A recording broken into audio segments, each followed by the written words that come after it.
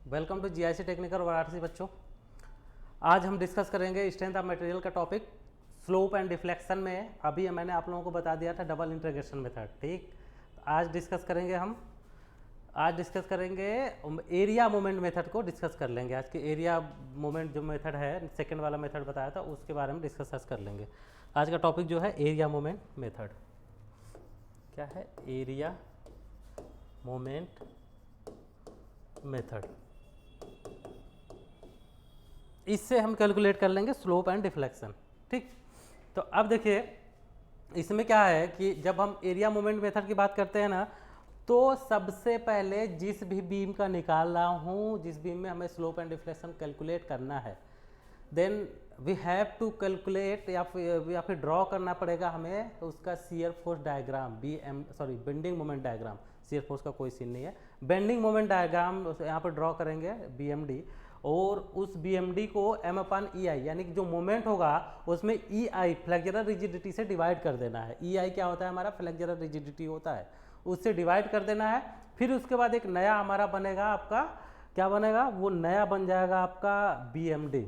उस BMD का जो BMD डायग्राम बनेगा, उस डायग्राम का अगर मैंने एरिया कैलकुलेट कर लिया या फिर ये बोल दूं कि टोटल लोड कैलकुलेट कर लिया, तो हमारा क्या निकल जाएगा? वो निकल जाएगा हमारा स्लोप। जिस भी पॉइंट पर हम निकालना चाह रहे हैं उस पॉइंट के रिस्पेक्ट में अगर हमने उसका एरिया कैलकुलेट कर लिया तो स्लोप निकल जाएगा।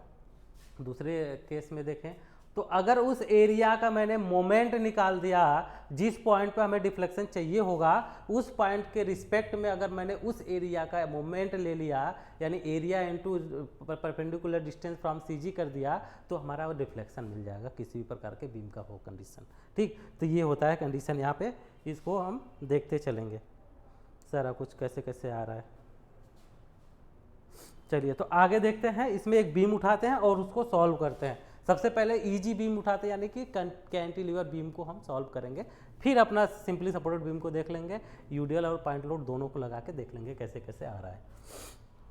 चलिए तो एक सिंपली सपोर्टेड बीम लेता हूं मैं, कैंटिलीवर बीम लेता हूं। ये हो गया मेरा कैंटिलीवर बीम। इस पे एक लोड लगाता हूं, पॉइंट लोड। कहाँ पे? इसके फ्री एंड पे। कितना? P। और इसका स्पैन कितना है? इसका स्पैन मान लेता हूं कि L था। ठीक, इसका स्पैन L था। अब मैं बोलूं इसका बेंडिंग मोमेंट डायग्राम हमने ड्रॉ करना है। क्या करना है? बेंडिंग मोमेंट डायग्राम ड्रॉ करना है। तब बेंडिंग मोमेंट डायग्राम इसका कैसा होता है आप लोगों को पहले से ही पता है। इसका क्या करना है? सबसे पहले BMD ड्रॉ करना है। BMD, तो BMD कैसा होता है? इस तरीके से होता है। ठीक, BMD होता है इस तरीके से, और यहाँ पर इसकी इंटेंसिटी जो मैक्सिमम आती है वो कितना हो जाता है? P/L। P/L ये होता है BMD। अब उसके बाद मैंने क्या बोला, इस जो बेंडिंग मोमेंट डायग्राम आया या फिर जो मोमेंट आया उसमें फ्लेक्सुरल रिजिडिटी से डिवाइड करके तब डायग्राम को हमें लेके चलना है। तो इसमें EI से अगर डिवाइड करेंगे, देखो बच्चा PL है ये मोमेंट अगर PL आया था, अगर इसमें EI से डिवाइड करेंगे तो मोमेंट हमारा और कम होगा कि नहीं होगा? मोमेंट कम होगा, बेंडिंग मोमेंट कम होगा, यानी ये एरिया थोड़ा सा कम हो जाएगा। यही बात तो कह रहा हूँ, एरिया क्या करेगा? कम हो जाएगा। एरिया कम होगा, जैसे अगर कोई भी वैल्यू उसमें अगर डिवाइड कर रहे हैं किसी चीज़ से, पॉइंट को भी डिवाइड करो पॉइंट से तब भी वैल्यू बढ़ेगा, किसी से भी डिवाइड करो वैल्यू आपका कम हो जाएगा। ठीक है, पॉइंट से तो बढ़ेगा। अगर नंबर से डिवाइड किया तो ये वैल्यू क्या करेगा? मोमेंट आपका घट जाएगा। तो वहीं अगर इसमें बोल रहा हूँ कि PL/EI करना है हमने, यानी M/EI डायग्राम बनाना है। कौन सा डायग्राम? M/EI डायग्राम बनाना है। तो M/EI डायग्राम बनाएंगे जब भी EI करेंगे, जो मोमेंट बेंडिंग मोमेंट मैक्सिमम आया था उसमें EI से अगर डिवाइड कर देंगे तो वैल्यू हमारा कम हो जाएगा थोड़ा सा। जो वैल्यू कम हो जाएगा तो इसका मतलब ये डायग्राम जो हमने बनाया है, डायग्राम थोड़ा सा कम हो जाएगा कि नहीं होगा? ठीक, डायग्राम हमारा थोड़ा सा कम हो जाएगा। कितना होगा देखते हैं। देखिए कलर चेंज कर लेते हैं ताकि आप लोगों को समझ में आए कि कौन सा डायग्राम बना हुआ है। देखिए यहाँ से फिर नया फिगर बन जाएगा ये। अब देखिए ये जो PL था, अब क्या है कि यहाँ से यहाँ तक का जो वैल्यू होगा, जो अब मोमेंट आएगा वो कितना हो जाएगा? PL/EI। क्या कहा था मैंने? M/EI डायग्राम बनाना है, EI से डिवाइड कर देना, तो वैल्यू कितना हो जाएगा? PL/EI हो जाएगा। ठीक, वैल्यू कितना हो जाएगा? PL/EI हो जाएगा। ये हो गया हमारा। अब इस वाला जो ये सैडेड कर देता हूँ, चलिए ये सैडेड कर देता हूँ। अब इस वाले डायग्राम को हमें लेके चलना है, नीचे जो बचा हुआ है उसको कंसीडर नहीं करना है। ठीक, ये जो येलो कलर में शेडेड एरिया है इसको लेके कंसीडर करना है। ये आपका बी पॉइंट था, ये आपका ए पॉइंट था। ठीक, अब क्या करना है, एरिया मोमेंट मेथड कर रहे हैं तो इसमें मोमेंट जो होता है उसको ई आई से डिवाइड करके तब हम बात करते हैं आगे। ई आई यानी फ्लेक्सुरल रिजिडिटी से डिवाइड करके तब बात करते हैं।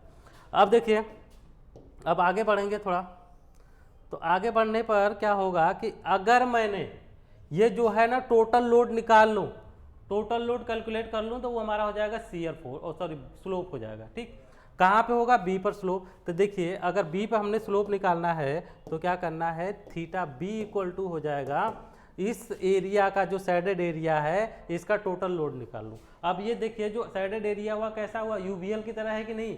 यूवीएल का टोटल लोड निकालने के लिए क्या करता था मैं, जो ट्रायंगल होता था उसका एरिया निकाल लेता था, यही चीज़ समझते थे हम। तो वही सेम चीज़ करना है यहाँ।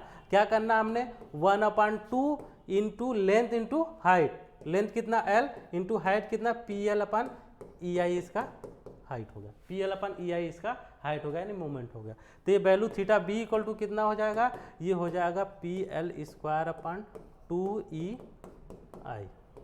ये होता था स्लोप। अब देखिए ये जो आपका ये वाला मेथड है ना, मोमेंट एरिया मेथड, बहुत इजी होता है, बहुत जल्दी से हम कैलकुलेट कर लेते हैं। ठीक, हर मैंने पहले दिन बोला था कि हर प्रकार का जो आपका वैल्यू वो होगा मेथड जितने भी दिए हुए हैं सारे मेथड का अलग अलग अपना अपना स्पेसिफिकेशन है। इसी तरीके से इसका भी अपना है, और किस कंडीशन में यूज होगा ये सारी चीज़ का अलग अलग चीज़ है कंडीशन। चलिए, अगर इसका डिफ्लेक्शन निकालूंगा तो मैंने बोला हुआ है जब भी डिफ्लेक्शन निकालूंगा जिस भी पॉइंट पे चाहिए होगा, एरिया मोमेंट मेथड में क्या होता है किसी भी पॉइंट पे हम आपका डिफ्लेक्शन निकाल सकते हैं। ये तो हो गया आपका स्लोप, थीटा बी क्या है, थीटा बी है आपका स्लोप। अब डिफ्लेक्शन कैलकुलेट करना है तो डिफ्लेक्शन कैलकुलेट करने के लिए हम ये कर सकते थे, या फिर थीटा इंटू एल कर दूंगा तब भी हमारा वैल्यू आ जाएगा, या फिर इस डायग्राम से कैलकुलेट करना तो इससे भी कैलकुलेट कर सकते हैं। बस करना क्या है कि इसका जो सेंटर ऑफ ग्रेविटी होगा CG, इस CG से जिस भी पॉइंट पे हमें कैलकुलेट करना है वहां तक का डिस्टेंस चाहिए। तभी मैं अगर मैक्सिमम कैलकुलेट करना चाहूँ डिफ्लेक्शन कितना होगा, तो इसके फ्री एंड पे ही मैक्सिमम डिफ्लेक्शन होगा, इसके फ्री एंड पे ही मैक्सिमम डिफ्लेक्शन होगा। ठीक है, फ्री एंड मतलब यहाँ पे इसका मैक्सिमम डेल होगा, डेल मैक्स आएगा, मैक्सिमम डिफ्लेक्शन आएगा। तो इसका सेंटर ऑफ ग्रेविटी जो ट्रायंगल शेप में बन रहा है, ट्रायंगल का सेंटर ऑफ ग्रेविटी आपको पता है कि इसके इधर साइड में कितना हो जाता है L/3, और रिमेनिंग वाले में कितना हो जाता है 2L/3 हो जाता है। पता है ना, ये चीज़ तो पहले से पता है कि जिधर लार्जर साइज है उधर वाले को हो जाता है 2L/3, रिमेनिंग जो होता है परपेंडिकुलर साइड में जो होता है वो हो जाता है L/3। तो अब क्या करना है, हमने करना ये है कि इस जो हमने ये बेंडिंग मोमेंट डायग्राम जो बनाई M/EI डायग्राम, इस M/EI डायग्राम का क्या करना है, हमने मोमेंट ले लेना है। कहाँ पे लेना है, जिस पॉइंट पे हमें डिफ्लेक्शन चाहिए होगा, फ्रॉम सेंटर ऑफ ग्रेविटी से डिस्टेंस चाहिए होगा। तो चलिए डेल बी यानी डिफ्लेक्शन एट बी निकालना है, तो वहां के लिए क्या करूंगा, इस डायग्राम का एरिया ले लूं। एरिया कितना होगा 1/2 इंटू लेंथ पूरी L इंटू हाइट कितना PL/EI, PL/EI। ये तो हो गया आपका एरिया।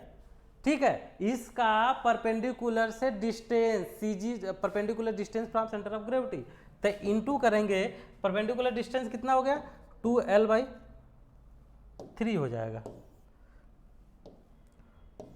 2L/3। ठीक है बच्चा, इतना हो जाएगा। ठीक, अब ये 2 से 2 कैंसिल आउट हो जाएगा कि नहीं होगा, 2 से 2 कैंसिल आउट, 1L यहाँ, 1L यहाँ, 1L यहाँ, तो अगर 3L का मल्टीप्लाई किया L के पावर 3। चलिए, तो डेल बी इक्वल टू हो जाएगा डेल्टा बी यानी डिफ्लेक्शन एट बी हो जाएगा आपका PL/3EI। ये आ गया आपका डिफ्लेक्शन, ऊपर हो गया आपका स्लोप। कितना इजी है, तुरंत कैलकुलेट हो जा रहा, कोई दिक्कत वाली बात नहीं है। जबकि आपका वो था डबल इंटीग्रेशन मेथड था, उसमें प्रोसेस लंबा था, यहाँ पर प्रोसेस छोटा है, तुरंत कैलकुलेट करके हमने पता चल जाएगा कितना है। ये था तब जब कैंटिलीवर बीम है, अब पॉइंट लोड लग रहा है। अच्छा, जितने भी मेथड आप यूज़ कर लो डजेंट मैटर, लेकिन आपका जो वैल्यू आएगा वो सेम आना चाहिए, बस बात ये है। तो देखिए पहले क्या किया हुआ था आपने, अगर डबल इंटीग्रेशन मेथड से किया था तो आपका जो डिफ्लेक्शन स्लोप आया हुआ था बी पर वो इतना ही आया था, और जो डिफ्लेक्शन आया था इतना ही आया था। अब जरा बात कर लेते हैं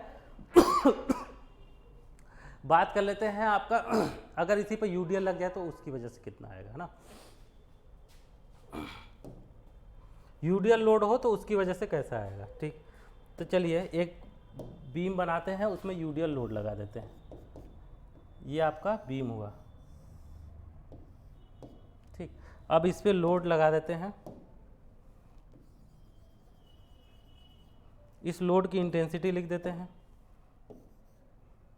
ओमेगा यूनिट पर रन। ओमेगा यूनिट पर रन का इंटेंसिटी लोड की इसकी है, और इसका लेंथ जो है एल मान लेता हूँ, लेंथ एल मान लेता हूँ। ठीक है, स्पैन इसकी एल है। अब क्या करना है आपको, इसका बेंडिंग मोमेंट डायग्राम बनाना है, बीएमडी। ठीक, बीएमडी बनाना है, तो बीएमडी के लिए सेम वही प्रोसेस चलेगा पिछला वाला। बीएमडी देखिए कैसा बनता था, यूडीएल होता था, तो सिंपली सपोर्ट के केस में, सॉरी कैंटिलीवर के केस में यूडीएल आपका ये पैराबोलिक शेप में बनता था ना, बीएमडी पैराबोलिक शेप में बनता था कि नहीं बनता था? बनता था।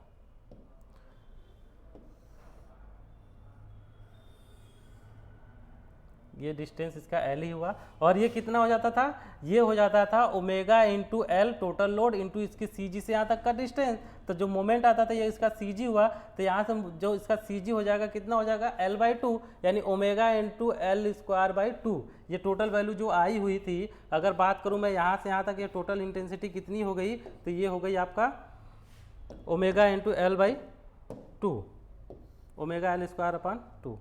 कितना हो गया, omega L square upon to हो गया। ठीक है, क्यों? क्योंकि मोमेंट अगर निकालो, यहाँ पे बी, अगर इसका ए पॉइंट नाम दे दूँ, इसका बी नाम दे दूँ, तो मोमेंट एट ए कितना हो जाएगा, ओमेगा इंटू एल किया तो टोटल लोड हो गया, इंटू इसकी सी जी से डिस्टेंस, सी जी मतलब देखिए रेक्टेंगल शेप है, तो सी जी कितना हो जाएगा, एल बाई टू हो जाएगा, तो इंटू एल बाई टू, तो वैल्यू कितना हो जाएगा, omega L square upon to, omega L square upon to. तो यही आया हुआ था मोमेंट जब आपका maximum omega L square upon to. ये तो आपका बेंडिंग मोमेंट डायग्राम हो गया। शेप कैसा बन रहा है, पैराबोलिक शेप बन रहा है ना। अब इसका क्या करना है कि M upon E I diagram बनाना है। M upon E I diagram जैसे पिछले में किया हुआ था, डायग्राम थोड़ा सा छोटा हो जाएगा, वही सेम चीज यहाँ भी होने वाला है।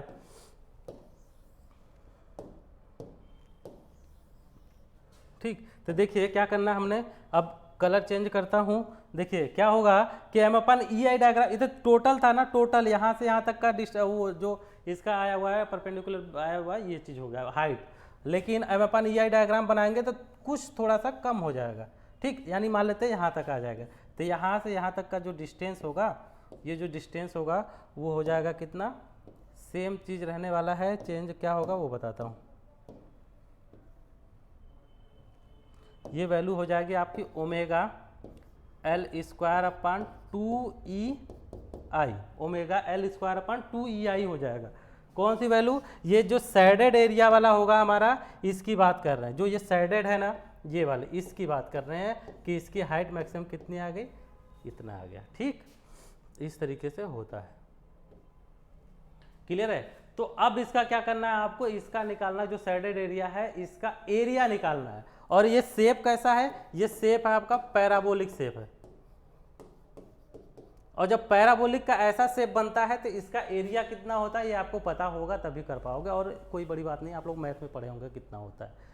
ठीक है, 1/3 बी इंटू हाइट होता है, 1/3 बी मतलब बिड्थ इंटू हाइट हो जाता है इसका एरिया, अगर बात करें तब। यानी पैराबोलिक की अगर एरिया की बात करें तो पैराबोलिक का एरिया जो होता है, चलिए उसको बाद में लिखेंगे। और इसके सी जी से डिस्टेंस चाहिए होगा, हमने क्या चाहिए होगा, इसके सेंटर ऑफ ग्रेविटी से यहाँ तक का डिस्टेंस किस पॉइंट पर, बी पॉइंट पर, क्योंकि मैक्सिमम निकालेंगे तो बी पॉइंट पे चाहिए होगा।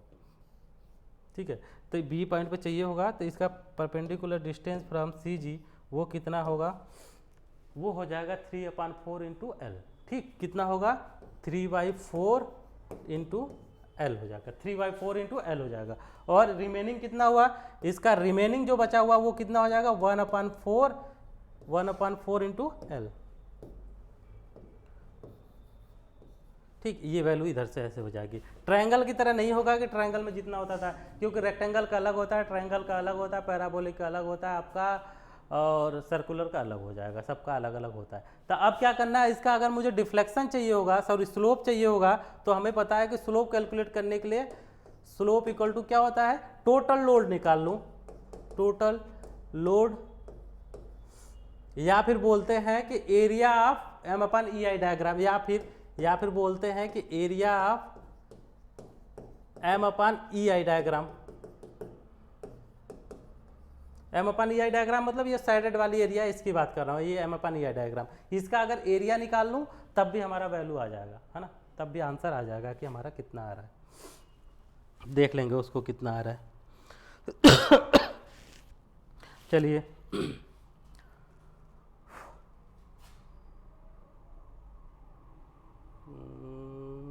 कुछ गड़बड़ हो रहा है।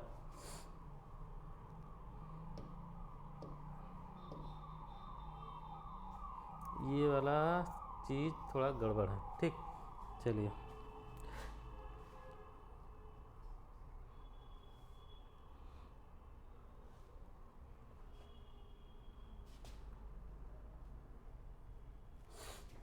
चलिए कैलकुलेट करते हैं, ठीक है, लिख देते हैं भाई, उससे देख लेते हैं। 3/4 इंटू एल, ये कितना था 1/4 इंटू एल। कैलकुलेट करते हैं एरिया, तो एरिया कितना बताया था 1/3 इंटू बी कितना है एल है, इंटू हाइट कितना है, हाइट हो जाएगा आपका ओमेगा एल स्क्वायर अपन 2EI। और बोला था मैंने ये तो एरिया हो गया, ठीक है, ये एरिया हो गया, तो इससे क्या निकलेगा आपका, इससे आपका निकल जाएगा स्लोप, ठीक, इससे निकल जाएगा आपका स्लोप। अब इसको कैलकुलेट करूं तो ये कितना हो गया, ये ओमेगा एल क्यूब अपान 6EI, क्या आया ये आ गया थीटा बी। किसकी वैल्यू आई, थीटा बी की वैल्यू आ गई। और ये चीज़ हम पहले से जानते हैं, आपने उसमें भी कैलकुलेट किया होगा कि इतना ही आया हुआ था।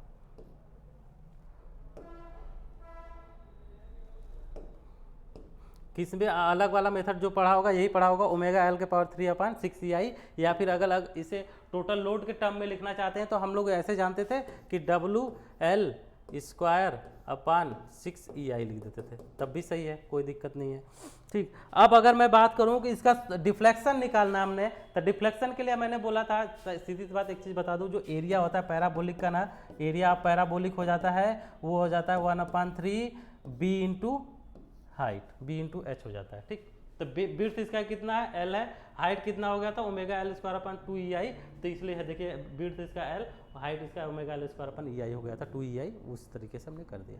नेक्स्ट अगर टर्म इसका करना चाहे हमें क्या करना चाहिए होगा, हमें चाहिए होगा इसका डिफ्लेक्शन, कि बी पॉइंट पे डिफ्लेक्शन कितना होगा, वो चीज़ कैलकुलेट करके बता दीजिए। तो बी पॉइंट पे डिफ्लेक्शन इसका निकालेंगे बच्चा, कैसे निकालेंगे, सेम वही पिछले वाला प्रोसेस, कि ये जो सैडेड एरिया है यानी एम अपन EI डायग्राम का मोमेंट ले लेंगे जिस पॉइंट पे हमें डिफ्लेक्शन चाहिए होगा, यानी एरिया मोमेंट निकालेंगे इसका। आगे चलते हैं, इसको इरेज करेंगे जरा, जगह कम पड़ जाएगा। चलिए अब क्या करना है, हमने डिफ्लेक्शन निकालना है, डिफ्लेक्शन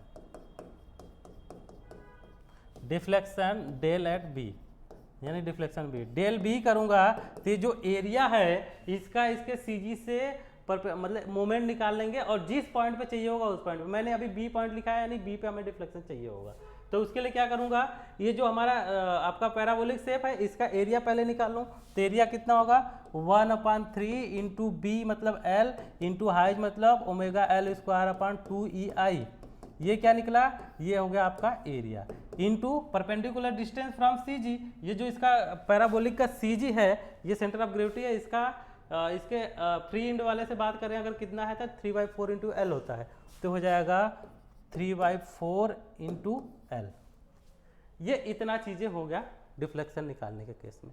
अब देखिए होता है क्या, ये 3 से 3 कैंसिल आउट हो जाएगा, और एल कितने हो जाएंगे 1 2 2 3 4, तो डेल बी इक्वल टू कितना हो जाएगा, डिफ्लेक्शन एट बी कितना हो जाएगा, ओमेगा एल के पावर 4 अपान 8EI। और हम पहले भी पढ़े हुए हैं कि इतना ही आता था ओमेगा एल के पावर 4 अपान 8EI, और सेम आया हुआ, कोई चेंजेस तो है नहीं, है ना, सेम वैसे ही निकालना है। बस ये है कि थोड़ा सा प्रोसेस छोटा हो जाता है, डबल इंटीग्रेशन वाले में क्या होता है प्रोसेस बहुत बड़ा हो जाता है, बस इतना ही चेंजेस है, बाकी कुछ नहीं। इस तरीके से इसका करेंगे। अब किसी भी प्रकार का बीम दे तो वहाँ पे आप कैलकुलेट कर सकते हैं, अगर इसका आई का वैल्यू चेंज कर दे, यानी कि आपका जो है ना प्रिज्मेटिक बार ना हो, तब के लिए भी आप ये वाला मेथड यूज कर सकते हैं। प्रिज्मेटिक बार ना हो मतलब क्या हुआ कि जैसे अगर मान लीजिए ये कोई बीम है, यहाँ से इसका चौड़ाई कुछ और है, यहाँ से चेंज हो जा रहा है, इसकी चौड़ाई कुछ और हो जा रहा है, तब के केस में भी आप कैलकुलेट कर सकते हैं कि किस तरीके से निकालेंगे। ये वाला भी मेथड बताऊंगा नेक्स्ट जो एपिसोड होगा उसमें बता देंगे इसको, ठीक। अब नेक्स्ट पेज पे चलते हैं, जरा कुछ और चीज़ें देखते हैं। चलिए एक बीम है, सिंपली सपोर्टेड वाले का भी देख लेते हैं, चलिए इसी लगे हाथ, सिंपली सपोर्टेड का भी देख लेते हैं कि कितना आएगा। सिंपली सपोर्टेड वाले में थोड़ी सी सिनेरियो इसका चेंज हो जाएगा। ये पॉइंट लोड मान लेते हैं, इसके मिड पॉइंट पे लग रहा है P, और इसका टोटल लेंथ मान लेता हूँ कि L है, ठीक, टोटल लेंथ L है, और ये कितने पे लग रहा है, L/2 पे लग रहा है, ठीक, L/2 पे लग रहा है। ये पॉइंट A हो गया, ये B हो गया, और ये C हो गया। अब क्या करना है, इसका फिर से M/EI डायग्राम बनाना है, या फिर बोलूँ बेंडिंग मोमेंट डायग्राम बना दो, फिर इसका M/EI डायग्राम बना दो। सबसे पहले बनाना हमने बेंडिंग मोमेंट डायग्राम। अब ये पॉइंट लोड है, तो इसके लिए आप लोग को पहले से पता होगा इसका जो डायग्राम बनता है, बेंडिंग मोमेंट कैसा बनता है, वो होता है ट्रायंगुलर शेप में, इस तरीके से बनता है, ठीक, इस तरीके से बनता है। और इसका जो मैक्सिमम मोमेंट आता है कितना हो जाता है, PL/4 हो जाता है। कितना हो जाता है, PL/4। क्यों नहीं होगा, देखिए यहाँ पर अगर RA की बात करें तो RB अगर निकालें तो RB इक्वल टू कितना हो जाएगा, P/2। अब मोमेंट एट C कितना हो जाएगा, P/2 इंटू L/2, तो PL/4 हो जाएगा। ये सही लिखा हुआ है। अब लेकिन ये बेंडिंग मोमेंट डायग्राम आया हुआ है, ये BMD आया हुआ है।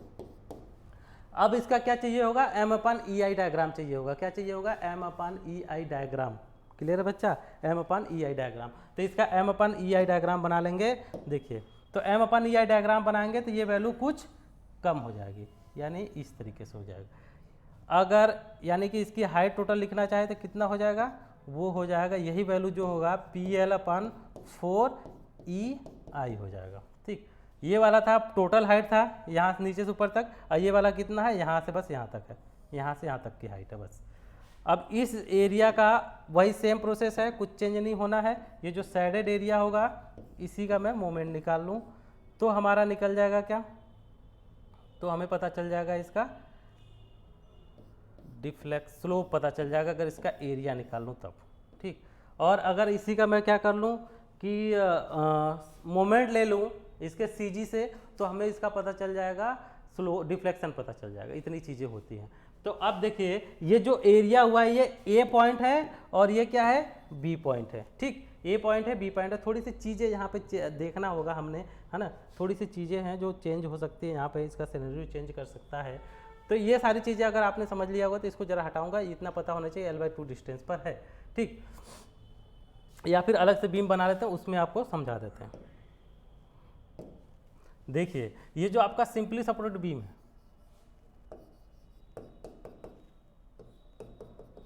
अब इसमें लोड लगा है तो इसमें डिफ्लेक्शन आएगा। डिफ्लेक्शन आएगा मतलब θB आया, तो इस तरीके से, अगर ये θA आया है तो इस तरीके से ये लाइन बढ़ जाएगा आगे, ठीक। अब हमें लेकिन चाहिए क्या होगा, ये बीम जो है कुछ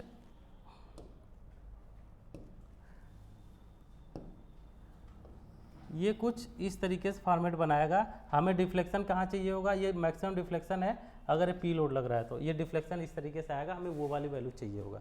लेकिन ये जो आया θA की वजह से अगर मैंने डिफ्लेक्शन निकालूं वो कितना होगा, वो हो जाएगा, अगर इसका नाम हमने दिया हुआ है C, अगर हमने इसका नाम दिया हुआ है C, ये C नाम दिया हुआ है, तो ये वाला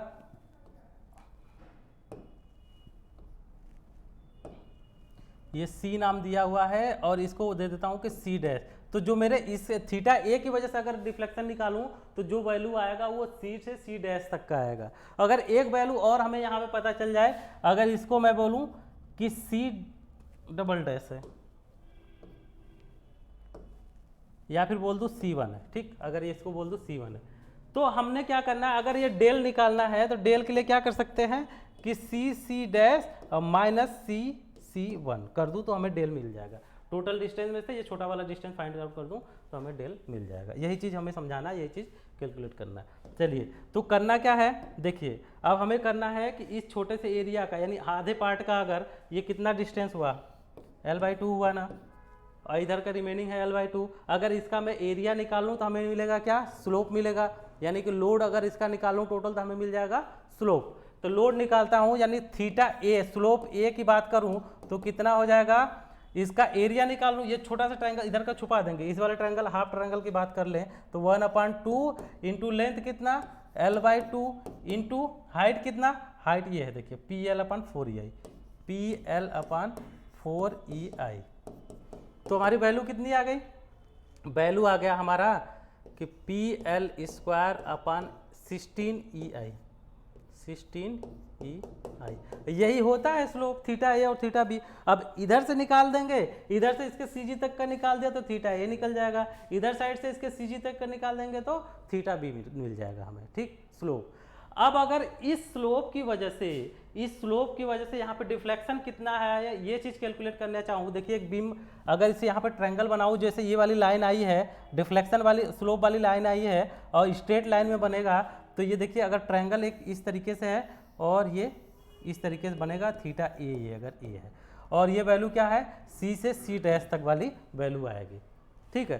थीटा पता चल गया। अगर हमें सी से सी डैश तक की वैल्यू चाहिए होगा, अगर इसको वाई से रिप्रेजेंट करूं कि ये वाई है, वाई से रिप्रेजेंट करूं और ये लेंथ हमें पता है L/2।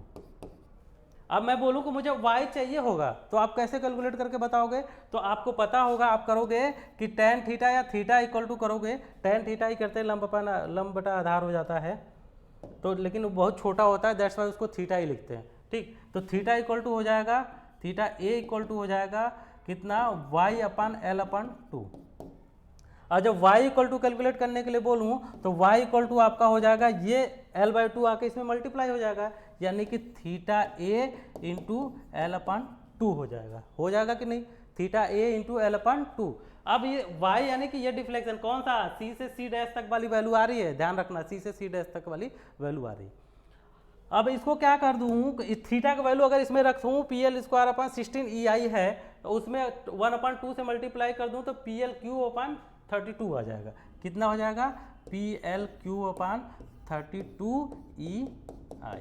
ये क्या आया, y, और कौन सी है डिस्टेंस y है हमारा c से c डैश तक का, लेकिन हमें कहीं चाहिए क्या, डेल चाहिए होगा। अभी डिफ्लेक्शन स्लोप तो हमारा आ गया, इसका दिक्कत नहीं है, स्लोप तो हमारा ये आ गया था।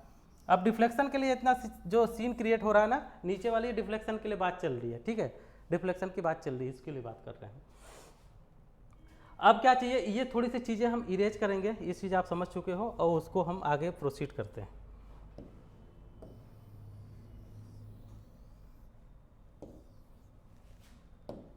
देखिए अब तो हमें पूरी डिस्टेंस पता हो गई, अब हम क्या करें, अगर छोटा सा ये वाला डिस्टेंस चाहिए होगा कि ये C से C डैश तक वाली चाहिए होगा, तो ये जो डायग्राम बना हुआ था आपका, ये डायग्राम जो था M/EI डायग्राम, ये कितना वैल्यू था, ये वैल्यू था आपका PL/4EI था। इसका अगर मैं इसके CG से B पॉइंट के रिस्पेक्ट में, यानी जो C पॉइंट है इसके रिस्पेक्ट में मोमेंट निकाल लूँ इस एरिया का, तो इसका लेंथ कितना था, L/2 था। अब ये CG इसका है, अगर CG से इसका डिस्टेंस पूछूं कितना हो जाएगा, तो हो जाएगा 1/3, ट्रायंगल का होता है ना 1/3 इंटू एल होता है ना, 1/3 इंटू एल, लेकिन एल की जगह क्या है, L/2 है, तो ये L/2 हो जाएगा, यानी वैल्यू अगर टोटल देखें तो कितना आ जाएगा, वो वैल्यू आ जाएगा हमारा L/6 आ जाएगा, ठीक। कौन सी, इसके CG से इसका जो परपेंडिकुलर है वहां तक का दूरी, कौन सा, ट्रायंगल के CG से परपेंडिकुलर तक का दूरी।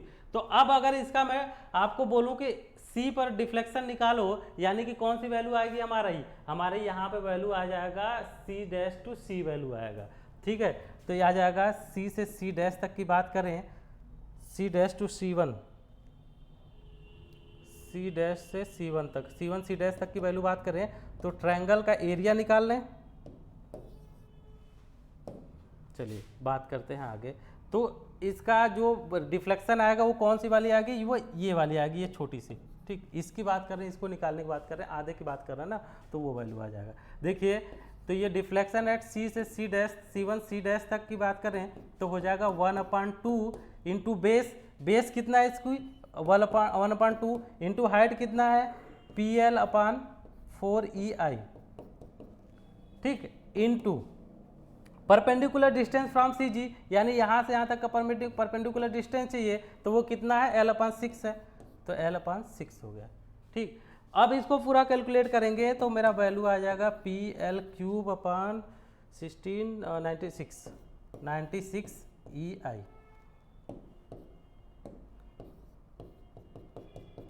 ठीक। अब इतनी सारी वैल्यू हमारे पास आ गई है, अब क्या करना, मेरे पास देखिए सी डैश तक भी आ गया वैल्यू और सी से सी डैश तक की वैल्यू आ गई। हमें चाहिए होगा डेल। डेल के लिए मैंने बताया था C1 C dash minus C1 dash, ये निकाल लेंगे हमारा वैल्यू आ जाएगा। हमने दोनों वैल्यू कैलकुलेट कर लिया। तो ये सब चीज़ें थोड़ा इरेज करते हैं, यहीं पे लिखते हैं उसको।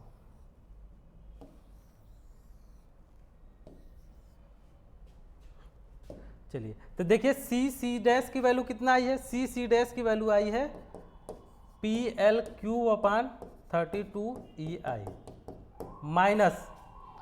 माइनस किसकी वैल्यू, ये C1 सी डैश की, C1 सी डैश की वैल्यू जो है, C1 सी डैश की वैल्यू कितना आया है PL³/96 EI, ये वैल्यू आया हुआ है।